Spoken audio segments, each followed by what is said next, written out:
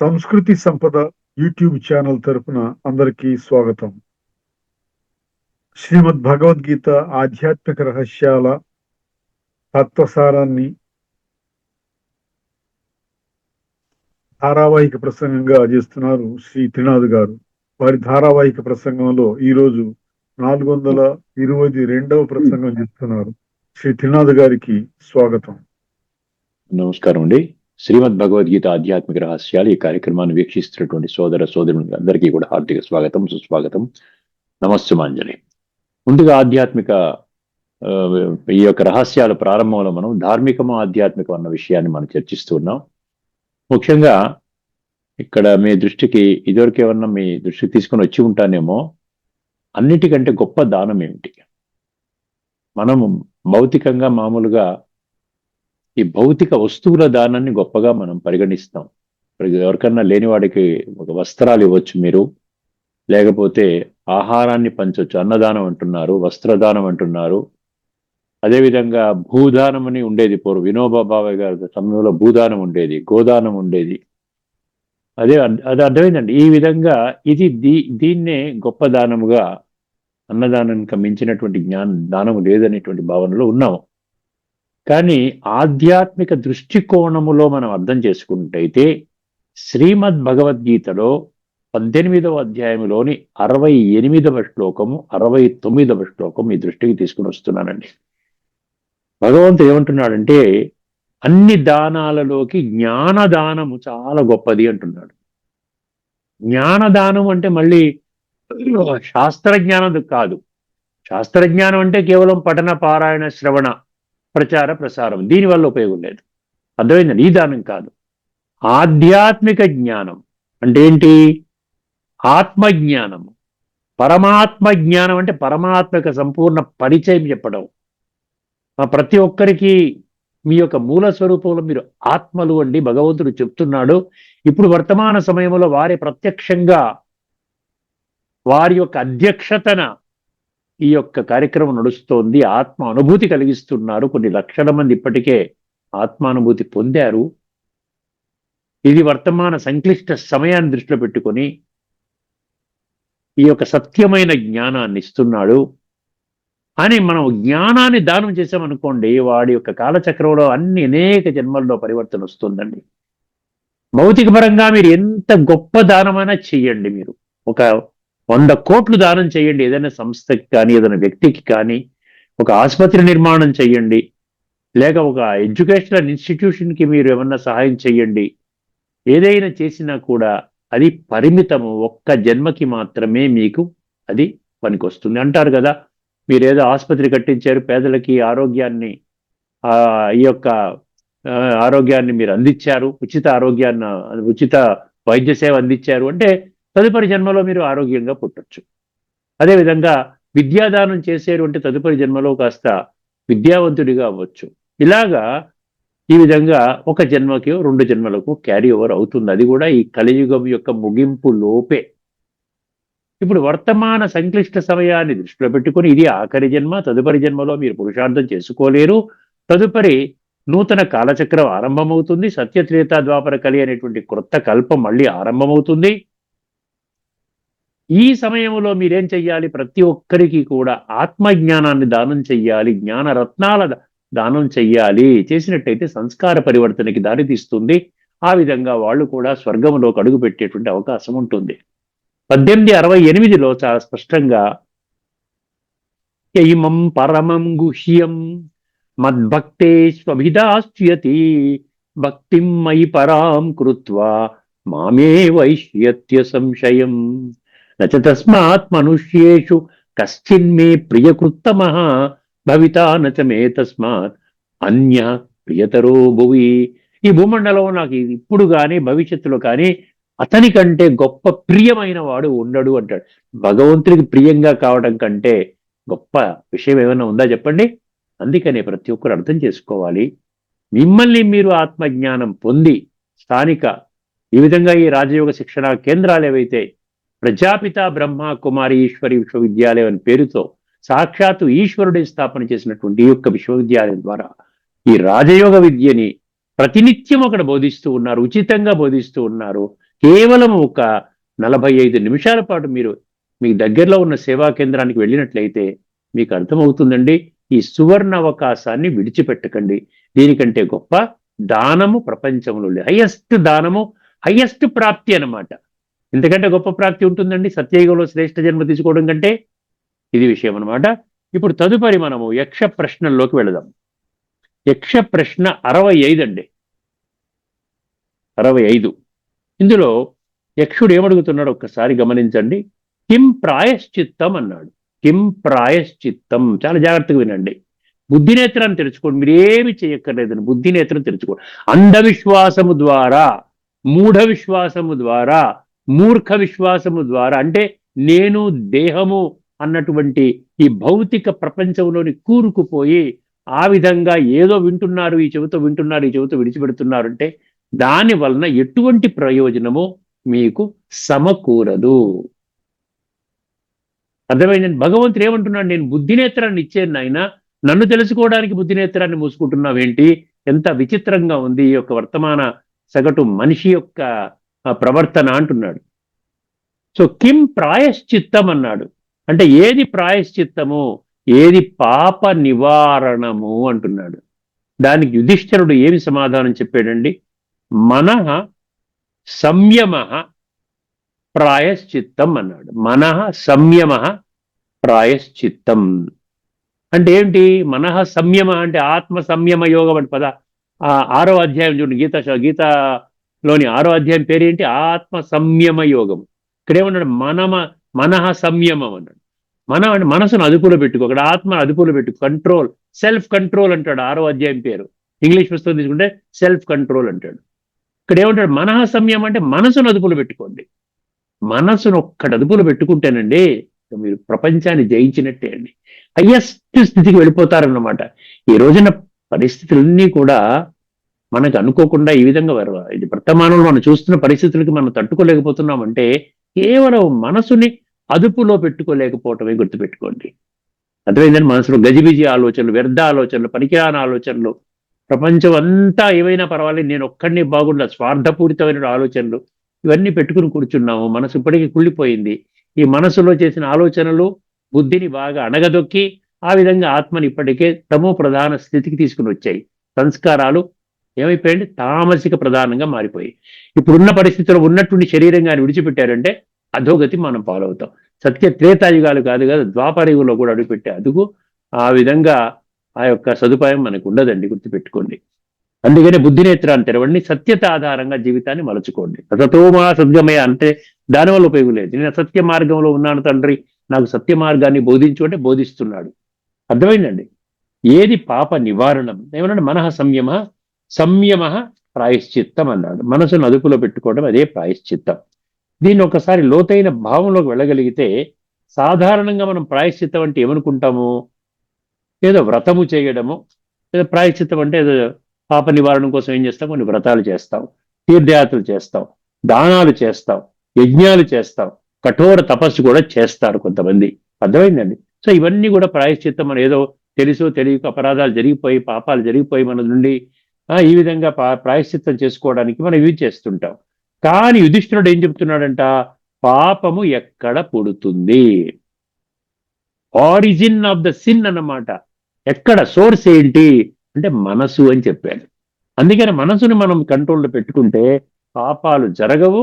ఇప్పటి వరకు జరిగిన పాపాల యొక్క పరిహారం ఏదైతే ఉందో అది చెడు సంస్కారాల ద్వారా, మలిన సంస్కారాల ద్వారా, తమో ప్రధాన సంస్కారాల రూపంలో ఆత్మలో నిక్షిప్తము కాబడ్డాయో దానిని కూడా సంస్కరించుకోవడానికి ఒక మార్గం అనేది మనకి ఏర్పడుతుంది. అందుకని ఏమన్నా పాపం ఎక్కడ పుడుతుంది? మనస్సులోనే పుడుతుంది. కాబట్టి నిజమైన ప్రాయశ్చిత్తం ఏమిటి? అదే మనస్సును నియంత్రించడము. ఎందుకు మనస్సు నియంత్రణ ప్రాయశ్చిత్తం? మళ్ళీ కొంచెం మీకు అర్థమయ్యేలాగా కొంచెం విశ్లేషణ చేస్తున్నాడు. మళ్ళీ భగవద్గీతకి రిలేట్ కూడా చేసుకుంటున్నాం. జాగ్రత్తగా విన్నారనుకోండి, మీకు కొంచెం 3వ నేత్రం తెరుచుకుంటుంది. కరెక్టే కదా అన్నట్టు అనిపిస్తుంది అన్నమాట. అదే ఏదో యజ్ఞం చేస్తున్నాం, తపస్సులు చేస్తున్నాం, దానం చేస్తున్నాం, ఇవన్నీ భౌతికంలో ఏదో చేస్తున్నాం. కానీ ఏదైనా పాప పరిహారం జరిగిందా, పాపి పరిహారం జరిగిందా లేదా అనడానికి ఒకటే ఏంటండి? ఇక నుండి పాపాలు చేయకపోవటం. పాప పరిహారం జరిగిందా అంటే గతి ఇప్పటి వరకు చేసిన పాపాలకు పరిహారం జరిగింది అనుకుందాం. మరి ఇంకా పాపాలు చేసుకుంటూ వెళ్తుంటే అంటే జరిగినట్టు కాదనమాట. పాపం పరిహారం జరగకపోతే దాని పర్యవసానం ఏమిటో అనేది విషయం మనకు అర్థం కాకపోవడం అన్నమాట. కాబట్టి నిజమైన ప్రాయశ్చిత్తం ఏమిటండి? అదే మనస్సును నియంత్రించడము. ఎందుకు మనస్సు నియంత్రణ ప్రాయశ్చిత్తం అని అంటున్నాడు?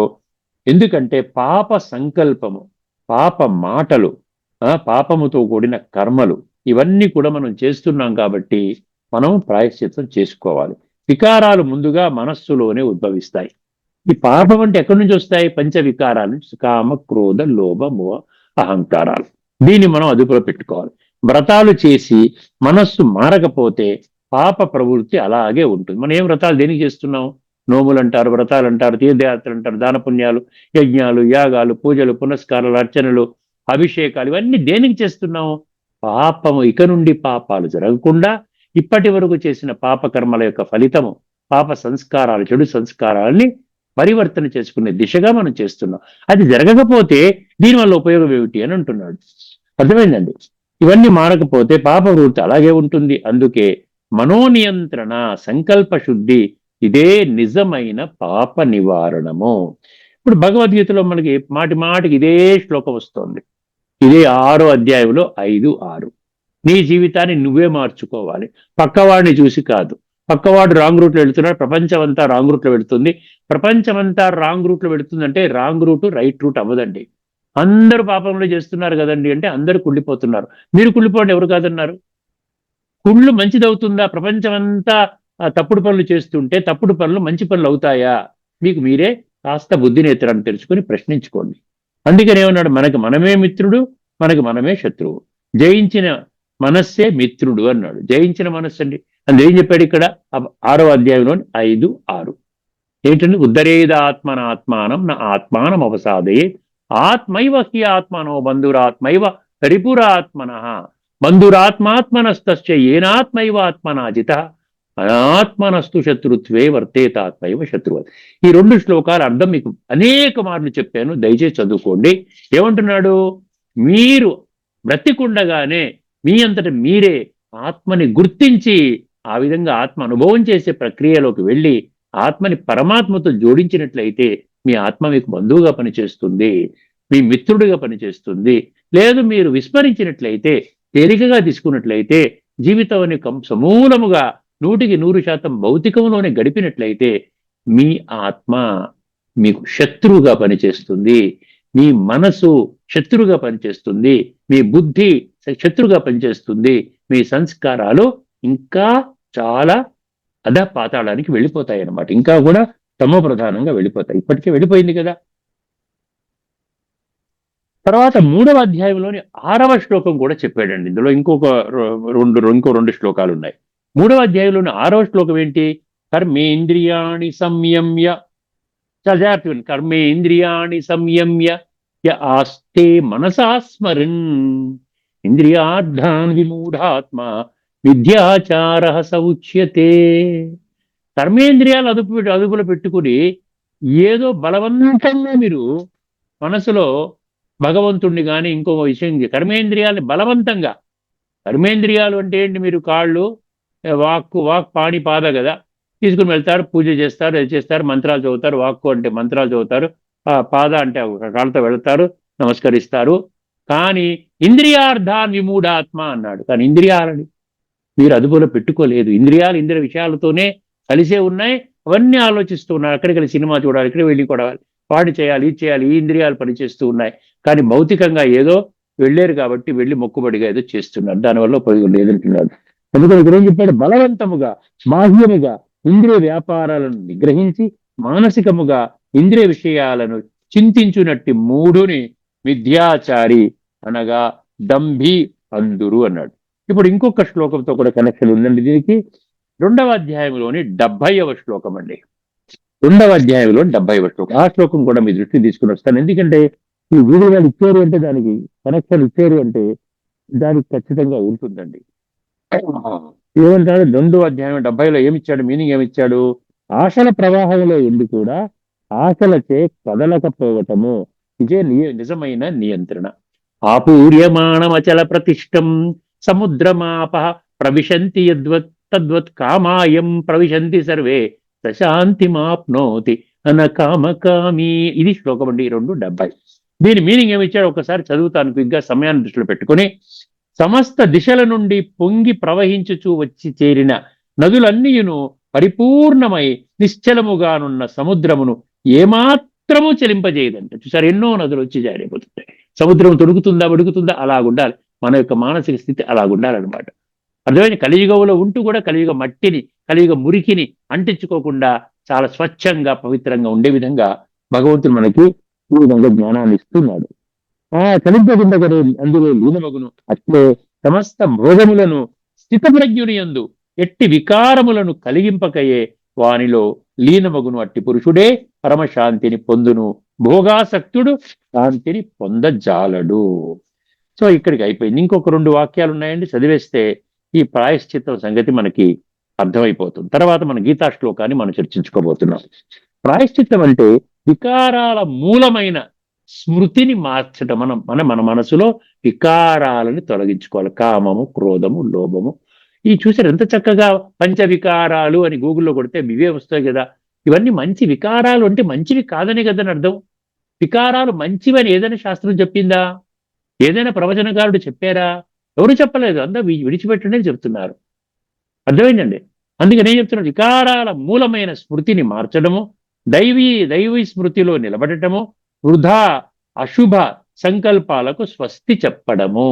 వృధా అంటే వేస్ట్ థాట్స్, నెగిటివ్ థాట్స్, నకారాత్మక. అర్థమైందండి. అశుభం అనమాట. అందుకే ఆధ్యాత్మిక భావంలో ఏంటండి? పాపం మనసులో పుడుతుంది, విముక్తి స్మృతిలో లభిస్తుంది. అర్థమైందండి. పాపం ఎక్కడ పుడుతుంది? మనసులో పుడుతుంది. దాని విముక్తి అంటే ఏంటి? పరమాత్మిక స్మృతిలో మనకి అక్కడ విముక్తి లభిస్తుంది. యోగాగ్ని ద్వారా పాప విలయము. యోగాగ్ని అంటే ఇప్పుడు భగవంతుడు ఏమంటున్నాడు? యోగము ద్వారా మీలో ఉన్నటువంటి యోగ అగ్ని ఎందుకు చెప్పాడు?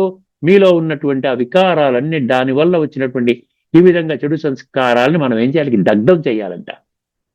జ్ఞానాగ్ని, యోగాగ్ని అంటాడు. ఈ 2 మనం విడిచిపెట్టి మిగతా అన్ని చూసుకుంటున్నాం కాబట్టి అవటం లేదు. కావున కేవలం కర్మకాండలు కాదు, సంకల్ప శుద్ధి, మనోనియంత్రణనే నిజమైన ప్రాయశ్చిత్తం. ఒక్క మహావాక్యం అండి, ఆఖరి మహావాక్యము. పాపాల మూలమైన మనస్సును అదుపులో పెట్టి శుద్ధి చేయడము, అదే నిజమైన ప్రాయశ్చిత్తము. ఇప్పుడు మనం గీతా శ్లోకంలోకి వెళ్ళిపోతున్నాం అండి. 7వ అధ్యాయంలోని 15వ శ్లోకంలో తీసుకుని వెళ్తున్నాను మిమ్మల్ని. ఇందులో మూఢ అని అన్నాడు ఒకటి. మూఢ అన్న పదం ఉంది, బుద్ధి ఉన్న పదం ఉన్న శ్లోకాలు మనం తీసుకున్నాము. ఇందులో మూఢ అన్న పదం ఉంది. ఆ మూఢ అంటే ఏంటి? దేహ భ్రాంతి. గుర్తుపెట్టుకోండి. నేను దేహం అనుకుంటే మూఢుడు. మీరు ఎంత గొప్పవాడైనా కావచ్చు, ఎంత శాస్త్ర పరిజ్ఞానమైన ఉండొచ్చు, అకాడమికల్లీ ఎంతో అద్భుతమైనటువంటి లెవెల్కి మీరు చేరి ఉండొచ్చు. మూఢ అంటే ఏంటి? నేను దేహము అనేటువంటి భావనలో మీ జీవితాన్ని కానీ కొనసాగిస్తున్నట్లయితే మూఢ అంటున్నాడు. నేను ఆత్మని, ఇది నా దేహము, నేను నాది, ఒక స్పష్టత అనమాట. అక్కడేమంటాడు? ఇదం శరీరం కౌంతేయ క్షేత్రమిత్యమిది. లేదంటే పొలము యజమాని వేరు, ఇది నా పొలము అంటాడు. నేను పొలము అనడు. అదేవిధంగా మనం నా ఒంట్లో బాగోలేదు, నా గుండెకి బైపాస్, నా మోకాడు చెప్పులు అరిగిపోయి, నా తలనొప్పి, నా కడుపు నొప్పి, నా హోల్ మొత్తంలో నా నడువు నొప్పి, నా ఒంటి నొప్పి, నాది, నా ఒళ్ళు అంటే నేనెవరిని? నువ్వు ఆత్మవి. ఇది భగవంతుడు స్పష్టం చేస్తున్నాడు. ఇప్పటిదాకా ఈ విషయాన్ని ఎవరు స్పష్టం చేయలేదు. అసతోమా సద్గమయ, అది కూడా ఏదో 3 ప్రశ్నలు ఉన్నాయంటే అది కూడా ఏదో కనుల పండుగగా, ఒక రాగయుక్తంగా, భజనలాగా, కీర్తనలాగా పాడుకుంటూ మనం ఆ విధంగా సమయాన్ని గడిపేస్తూ ఉన్నాం. ఎక్కడ స్వపరివర్తన అన్న విషయానికి ప్రాముఖ్యత ఇవ్వండి. గుర్తుపెట్టుకోండి, స్వపరివర్తన లేదు. ఇతరుల కథలు వినటం, అందరి సక్సెస్ స్టోరీస్ ఉంటాం, మనసు ఏదో ప్రశాంతత తెచ్చుకుంటాం, ప్రవచనాల్లో 1 గంట 2 గంటలు 3 గంటలు కూర్చుంటాం, తప్పట్లు కొట్టు వచ్చేస్తాం. కానీ మనలో ఎంత పరివర్తన వచ్చింది? ఆ యొక్క ప్రవచనంలో ఎంత సారాన్ని నేను తీసుకున్నాను, దానివల్ల నా జీవితం ఎంత బాగుపడింది, ఈ ప్రవచనానికి వెళ్ళక ముందు నా స్థితి ఎలాగుంది, 3 గంటల ప్రవచనం విన్న తర్వాత నా స్థితి ఎలాగుంది, ఒకసారి అదే అటువంటి ప్రక్రియనే లేదు. ఎందుకంటే అక్కడ మూఢ అన్న పదం వచ్చిందనమాట. నేను దేహము. ఇప్పుడు ఒకసారి ఏమంటున్నాడు? ఈ మూఢుడి యొక్క లక్షణాలు ఏమిటి? అర్థమైందండి. ఏమంటున్నాడండి? నమాం దుష్కృతినో మూఢ 7వ అధ్యాయంలో 15వ శ్లోకము. భగవంతుణ్ణి పొందలేరంటున్నాడండి. ఎంత డేంజరస్ సిచ్యువేషన్ చూసారా. భగవాను వాచ, భగవంతుడిపై విశ్వాసం ఉంది కానీ భగవంతుడి మాటలపై విశ్వాసము లేదు. అర్థమైందండి. ఇదివరకు చెప్పుకున్నాం మనం. ప్రపంచం అంతా 8 రకాలు మనుషులుగా 8 గ్రూప్స్ గా భగవంతుడు విభజించాడు. 4 చెడ్డవాళ్ళు, 4 మంచివాళ్ళు. భగవంతుడు ధర్మ సంస్థాపన కర్తవ్యాన్ని నిర్వహించడానికి భగవంతుడు వచ్చాడు, గుర్తుపెట్టుకోండి. భగవంతుడు ఊరికేనే తమాషాగా రాడండి. భగవంతుడు అంటే ఏమనుకుంటున్నారు? సర్వశక్తివంతుడు, సర్వోన్నతుడు, సర్వజ్ఞుడు, ఆదిమధ్యాంతాల జ్ఞాత, దివ్య గుణాల సాగరుడు, విశ్వాత్మనందరికీ తండ్రి. భగవంతుడు ఒక్కడే పరమ సత్యము. భగవంతుడు నిరాకారుడు, జ్యోతిస్వరూపుడు, అందరికి సంబంధించినటువంటి వాడు. అది భగవద్గీత మనకు స్పష్టంగా చేస్తుంది. అందుకని భగవాను వాచ అన్నారు. భగవంతుడు ఒక్కడే, విశ్వాత్మలందరికీ మీకు నాకు అందరికీ కూడా సంబంధించి మనము సంబంధం లేకుండా చేసుకుంటున్నాం. అందుకనే ఈ రోజున మనం మన సమస్యలన్నీ మనమే చేసుకుంటున్నాం. కాబట్టి ఆటుపోట్లు, టెన్షన్స్, రోగాలు, సమస్యలు, గొడవలు జరుగుతున్నాయి. అందుకని ఇక్కడ ఏం చెప్పారు? 4 చెడ్డవాళ్ళు కూడా అక్కడ మూఢ అన్న పదం వచ్చింది కాబట్టి నేను ఈ శ్లోకాన్ని మీ దృష్టికి తీసుకొని వస్తున్నాను. నా మాం అన్నాడు. మాం అంటే నన్ను. నా మాం దుష్కృతినో మూఢ, నమాం దుష్కృతినో మూఢ ప్రపద్యంతే నరాధమ మాయ వ్యాప హృత జ్ఞాన ఆసురిం భావం ఆశ్రిత. ఫస్ట్ కేటగిరీ ఎవడిచ్చాడు? మూఢ ఇచ్చాడు. ఈ మూఢ వల్ల మిగతా మూఢత్వాన్ని పోగొట్టుకుంటే మిగతా అన్ని పోతాయండి ఆటోమేటిక్గా. అంటే మూఢ అంటే ఏంటి? దైహిక భ్రాంతిలో జీవితాన్ని గడపడం, నేను దేహం అన్న భ్రమలో జీవితాన్ని గడప. అటువంటి వాళ్ళు పరమాత్మని ఎందుకు పొందలేరు? ఒకసారి గమనించారా? ఎందుకు పరమాత్మని దైహిక భ్రాంతిలో ఉన్నవాళ్ళు పొందలేరు అంటే భగవంతుడు దైహికము కాదు, భగవంతుడు దేహధారి కాదు. భగవంతుడు దేహధారి కాదు, భగవంతుడు విదేహి, విచిత్రు అంటారు. అంటే చిత్రము లేదు, దేహము లేదు, నిరాకారుడు, జ్యోతి స్వరూపము. మనిషి దైహిక భ్రాంతిలో ఉండి నిరాకారుడు ఎలా చేరుకుంటాడు? అందుకనే భగవంతుడు ఏం చేశాడు? మీడియం ఏం చేశాడు? నాయన, నీలో కూడా నిరాకార తత్వం ఉన్నది, దానిని ఒక్కసారి గుర్తు చేసుకో నాయనా. నువ్వు శరీరం ఒకటే కాదు, శరీరాన్ని వదిలేసి వెళ్ళిపోతున్నావు. శరీరములో ఉన్నటువంటి ఆత్మ చైతన్య శక్తి, ఈ జడ చైతన్యముతో కూడుకున్నటువంటి వ్యవహారము, ఈ చైతన్యం అనేది ఆత్మ. ఈ చైతన్యంలోకి రా నువ్వు జడము నుంచి. అప్పుడు మూఢత్వం నుంచి ఎక్కడ పడతావు? అమూఢ, అసమ్మూఢ అంటాడు. అదే యో మామేవం అసమ్మూఢో జానాతి పురుషోత్తం అంటాడు. చూసారా? జానాతి పురుషోత్తం, భగవంతుని పొందుతాడు ఈ మూఢత్వాన్ని విడిచిపెడితే. సో ఫస్ట్ కేటగిరీ ఏంటండి? మూఢ. దైహిక భ్రాంతిలో ఉన్నవాడు పరమాత్మని పొందలేడు. తల కింద పెట్టి కాళ్ళు పైన పెట్టి 1,00,000 సంవత్సరాలు తపస్సు చేసినా, 1,00,000 ప్రవచనాలు విన్నా, 1,00,000 గుడులు గోపురాలకు వెళ్ళినా, 1,00,000 తీర్థయాత్రలు చేసినా, 1,00,000 కోట్లు దానము చేసినా స్వర్గములోకి రాడు. భగవంతుని పొందిన వాళ్ళు మాత్రమే స్వర్గములోకి వస్తారు. భగవంతుడే స్థాపన చేస్తున్నటువంటి ఆ యొక్క స్వర్గంలోకి భగవంతుణ్ణి రిజెక్ట్ చేసిన వాళ్ళు ఏ విధంగా వస్తారు? ఒక్కసారి గుర్తుపెట్టుకోండి. బిడ్డ తండ్రిని మాటని జవదాటితే, డాడీ నీ మాట వినను అంటే, ఆ డాడీ తన యొక్క ఆస్తిలో ఏమంటాడు? నేను చిల్లిగా అవ్వకూడదు ఇవ్వని అంటాడు. మనం అనుకుంటాం కదా, కథల్లో చెప్తున్నారు కదా, ఇది నిజంగా కూడా జరుగుతుంది కదా. సో మూఢ మొదటి వ్యక్తి దొరకడు. భగవంతుడు మాం దుష్కృతినో అంటే వీళ్ళంతా దుష్కర్మలు చేస్తారు, చెడు పనులు చేస్తారు, చెడు పనులు విడిచిపెట్టారు, కానీ భగవంతుని కావాలని కోరుకుంటారు, కానీ దొరకడు అంటున్నాడు. నమాం దుష్కృతినో మూఢ ప్రపద్యంతే నా ప్రపద్యంతే, ప్రపద్యంతిని పొందటం, నా ప్రపద్యంతే దుష్కృతినో మూఢ నరాధమ అన్నాడు. నరులలో అధములు, ఉత్తమ, మధ్యమ, అధమ. ఉత్తమ, మధ్యమ, అధమ అంటే ఏంటి? 3rd కేటగిరీ మనుషులు అన్నమాట. 850 కోట్ల మనుషులలో ఉత్తమాలు తక్కువ మంది ఉన్నారు, మధ్యములు ఇంకా తక్కువ, మధ్యములు కూడా తక్కువగానే ఉన్నారు, అధములు ఎక్కువగా ఉన్నారు. అర్థమైందా? నరులలో అధములు పాడు పనులు చేసేవాళ్ళు, సాటి మనిషిని ఇబ్బంది పెట్టేవాళ్ళు, కష్టాలకి దుఃఖాలు కలిగించేవాడు, మోసం చేసేవాడు, కల్తీలు చేసేవాడు. ఈ విధంగా మనం సమాజంలో చెడు పనులు చేసేవాళ్ళ సంఖ్య అత్యధికంగా ఉంది. చరిత్రహీనుల సంఖ్య రోజు రోజుకి పెరుగుతూ ఉన్నది. అర్థమైందండి? మూర్ఖుల సంఖ్య పెరుగుతూ ఉన్నది. అందుకని ఇదంతా నరాధములు కూడా పరమాత్మని పొందలేరు. నమాం దుష్కృతినో మూఢ ప్రపద్యంతే నరాధమ. 3వ కేటగిరీ ఆశ్చర్యంగా ఉండి చాలా గొప్పగా మాట్లాడతాడండి. మాయ అపహృత జ్ఞాన అన్నాడు. మాయ అపహృత జ్ఞాన అంటే ఏంటి? వాడు జ్ఞానులు, శాస్త్రజ్ఞానం ఉన్నది, వేద జ్ఞానం ఉన్నది, ఉపనిషత్తుల జ్ఞానం ఉన్నది, భగవద్గీత జ్ఞానం ఉంది, ఇతిహాసాలు, రామాయణం, మహాభారత ఇతిహాసాల జ్ఞానం ఉన్నది. అన్ని శాస్త్రాలు ప్రపంచంలో ఉన్న ఈ పుడమి మీద మనిషికి అందుబాటులో ఉన్న ప్రతి జ్ఞానం యొక్క కంఠోపాఠం ఉంది, శాస్త్ర జ్ఞానం వాళ్ళలో ఉంది. కానీ మాయ ఆవరించిందంట వాళ్ళకి. మాయ ఆవరించడం అంటే దేహాభిమానం ఆవరించి ఆత్మ నేత్రాన్ని కప్పివేసిందంట. ఇది జ్ఞాన నేత్రము అంటాడు. ఈ జ్ఞాన నేత్రాన్ని ఇది మూసుకుపోయిందంట. ఈ జ్ఞాన నేత్రం మూసుకుపోయింది, కానీ అన్నీ ఉన్నాయి, ఫింగర్ టిప్స్ లో ఉంటాయి. ఇలా అంటే గీత చెప్తాడు, ఇలా అంటే వేదాలు, ఇలాగంటే ఉపనిషత్తులు, ఇలాగంటే హనుమాన్చాలు, ఇలాగంటే విష్ణు సహస్రనామం, ఇలాగంటే లలిత సహస్రనామం. మీరు ఏ శాస్త్రాన్ని అడగండి, ఏ ప్రశ్నను అడగండి, ప్రతి దానికి స్పష్టమైన సమాధానం వస్తుంది. అటువంటి వాళ్ళని కేవలం జ్ఞానులు అంటాడు. ఏది ధార్మిక జగత్తులో జ్ఞానుల యొక్క నిర్వచనం అంటే శాస్త్ర జ్ఞానంలో పండితులు. కానీ ఆధ్యాత్మికంగా జ్ఞానులు అంటే ఎవరు? నేను ఆత్మని, ఇది నా దేహం, నేను ఆత్మని, ఇది నానే. ఆత్మ వేరు, దేహం వేరు. జడము, దేహం అనేది జడము, ఆత్మ చైతన్యము.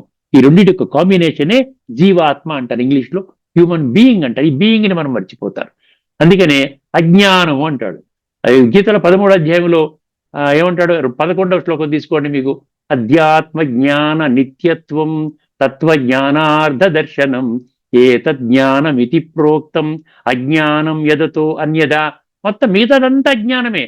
ఆధ్యాత్మిక చింతన అంటే ఆత్మ యొక్క ఆ యొక్క అస్తిత్వాన్ని కనిపెట్టి, ఉనికిని కనిపెట్టి దాని మీద మనం అభ్యాసం చేసేటువంటి వాడు మాత్రమే జ్ఞాని. ఏ జ్ఞానమైతే ఆత్మనేత్రాన్ని తెరిపించలేదో, జ్ఞాననేత్రాన్ని తెరిపించలేదో అది అజ్ఞానము అంటాడు భగవంతుడు. అందుకని ఇక్కడ ఏమంటాడు? సో మాయ అపహృత జ్ఞాన. సో మాయ కప్పబడి, మాయ అంటే దేహభ్రాంతి, మాయ అంటే పంచవికారాలు, మాయ అంటే ఈ పంచభూతాలతో కూడుకున్న ఈ శరీరం యొక్క భ్రాంతి, భ్రమలో కూరుకుపోయినటువంటి వాడు. ఇంగ్లీష్లో డెల్యూషన్ అంటాడు. తర్వాత ఏమన్నాడు? 4వ కేటగిరీ ఏంటండి? ఆసురిం భావము అన్నాడు. అసురులు అంటే ఏంటండి? భగవద్గీతలో దైవీ సంస్కారాలు, అసురి సంస్కారాలు, ఆసురి సంస్కారాలని ఒక ప్రత్యేకమైన అధ్యాయాన్ని పెట్టాడు. 16వ అధ్యాయం దైవాసుర సంపద విభాగ యోగం అని అన్నాడు. 60 అసుర గుణాలు, అందులో కొన్ని ఓవర్లాప్ అవుతాయి. 60 అసుర గుణాల యొక్క వివరణ. అందులో కామము, క్రోధము, లోభము, మోహము, అహంకారము, వీటి మీద ముఖ్యంగా కామము, క్రోధము, లోభము. అర్థమైందండి? ఇవి నరకానికి ద్వారాలోని 16వ అధ్యాయంలోని 21వ శ్లోకంలో చెప్పడం జరిగింది. త్రివిధం నరకస్యేదం ద్వారం నాశనమాత్మన కామ క్రోధ తథా లోభ తస్మాత్ ఏతత్రయం త్యజేత్ అంటాడు. దంభోదర్ప అభిమానశ్చ క్రోధ పారుష్యమేవ చ అజ్ఞానం చాభిజాతస్య పార్థ సంపదమాసురిం అంటాడు. అజ్ఞానం కూడా ఆసురి గుణమే. అజ్ఞానం అంటే నేను దేహం అనుకుంటే అజ్ఞానం, నేను ఆత్మని, ఇది నా దేహం అంటే జ్ఞాని. అదే ఇంతే సింపుల్ అండి, చాలా సింపుల్ అండి. భగవంతుడే మన ఎదురుగుండా ప్రత్యక్షం అవుతే మీకు శాస్త్రాలన్నీ చదువుకోండి, బట్టి పట్టండి, ఆ విధంగా అందరికీ చెప్పండి, వినండి, ప్రవచనాల ద్వారా వినండి చెప్పడండి. ఈ శాస్త్రాల యొక్క సారాన్ని తెలుసుకొని జీవితంలో ఆచరించండి అని చెప్తాడు. అర్థమైంది? వర్తమానంలో జరిగే పనిది ఆచరణకే. యద్యదాచరతి శ్రేష్ఠ తత్తదేవేతరో జనః సయత్ ప్రమాణం కురుతే లోకస్తదను వర్తతే. అందుకనే ఇప్పుడు ఈ శ్లోకంలో ఏం చెప్పాడో గీత, ఈ విధంగా భాష్యకారులు ఏం చెప్పారో మనం ఒకసారి గమనించి ఈ యొక్క ఎపిసోడ్ని మనం సంపూర్ణం చేసుకుందామండి.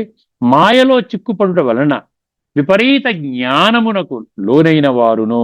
సరే, మాయలో చిక్కుకుపడటం వలన, మాయ అంటే దేహభ్రాంతిలో విపరీత జ్ఞానమునకు లోనైన వారు. అంత జ్ఞానం ఉంది, జ్ఞానంతో పాటు అహంకారం కూడా ఉంటుంది, చాలా గర్వంగా కూడా ఉంటుంది, నా అంత గొప్పవాడు అన్నటువంటి విధంగా ఉంటుంది. అటువంటి వారును, ఆసుర ప్రవృత్తి కలవారును, నరాధములను. నరాధములు అంటే మనం చూసారా? అసుర ప్రవృత్తి, నరాధములు అంటే ఈ మందులు కల్తీలు చేస్తారు, ఆహారం కల్తీలు చేస్తారు, బిల్డింగులు కూలిపోయేట్టుగా సిమెంటు తక్కువ వేసి ఇసుక ఎక్కువ వేసి కడతారు. ఇవన్నీ చూడాలి. లోభము, లంచము, ఇవన్నీ ప్రవృత్తులన్నీ చూసారా? మర్డర్లు చేస్తున్నారు, లూటీలు చేస్తున్నారు, బ్లాక్ మార్కెటింగ్, స్మగ్లింగ్, ఇవంతా కూడా అసుర లక్షణాలని చెప్తున్నాడు భగవంతుడు. అటువంటి వాళ్ళు నరాధములను, మూఢులను, దుష్కర్మలను ఆచరించు వారును నన్ను భజింపరు. అర్థమైందండి? ఇది ముఖ్యమైనటువంటి విషయము. ఈ యొక్క చర్చని ఇక్కడితో మనం ముగించుకుందాము. తదుపరి ఎపిసోడ్లో ఒక అద్భుతమైనటువంటి ఉపనిషత్తు మంత్రాన్ని మనం చర్చించుకోబోతున్నాం. అదేవిధంగా 66వ యక్ష ప్రశ్నను మీ ముందుకి తీసుకుని వస్తానండి. అంతవరకు సెలవు. అందరికీ నమస్కారం. లోకా సమస్త సుఖినో భవంతు. ఓం శాంతి. శ్రీమద్ భగవద్గీత ఆధ్యాత్మిక రహస్యాల తత్వసారాన్ని మనకు సవివరంగా విశ్లేషించిన శ్రీ త్రినాథ్ గారికి ధన్యవాదాలు. నమస్కారం అండి.